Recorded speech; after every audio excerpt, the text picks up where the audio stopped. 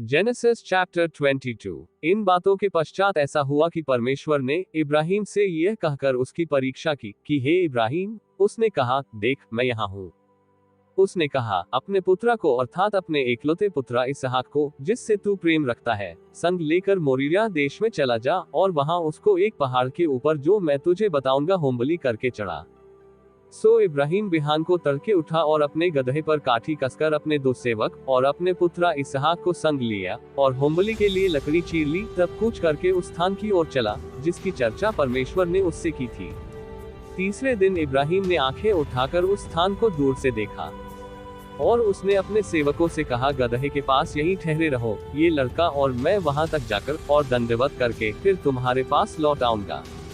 सो इब्राहिम ने होमबलि की लकड़ी ले अपने पुत्रा इसहाक पर लादी और आग और छुरी को अपने हाथ में लिया और वे दोनों एक साथ चल पड़े।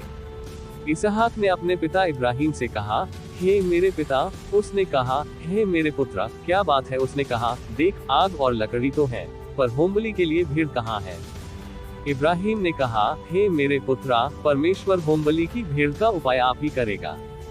सो वे दोनों संग संग आगे चलते गए और वे उस स्थान को जिसे परमेश्वर ने उसको बताया था पहुंचे। तब इब्राहिम ने वहां वेदी बनाकर लकड़ी को चुन चुन कर रखा और अपने पुत्रा इसहाक को बांध के वेदी पर की लकड़ी के ऊपर रख दिया।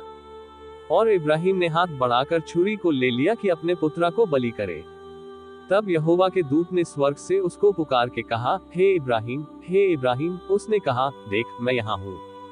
उसने कहा, उस लड़के पर हाथ मत बढ़ा और न उससे कुछ कर, क्योंकि तूने जो मुझसे अपने पुत्रा वरन अपने एकलौते पुत्रा को भी नहीं रख छोड़ा। इससे मैं अब जान गया कि तू परमेश्वर का भय मानता है। तब इब्राहिम ने आंखें उठाए और क्या देखा कि उसके पीछे एक मेढ़ा अपने सींगों से एक झाड़ी में बंधा हुआ है। सो इब्राहिम ने जाके उस मेढ़े को लिया और अपने पुत्रा की संती होमबलि करके चढ़ाया।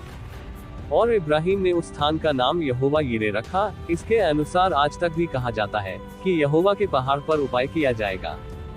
फिर यहोवा के दूत ने दूसरी बार स्वर्ग से इब्राहिम को पुकार के कहा, यहोवा की यह वाणी है कि मैं अपनी ही यह शपथ खाता हूँ कि तूने जो ये काम किया है कि अपने पुत्रा वरन अपने एकलौते पुत्रा को भी नहीं रख छोड़ा।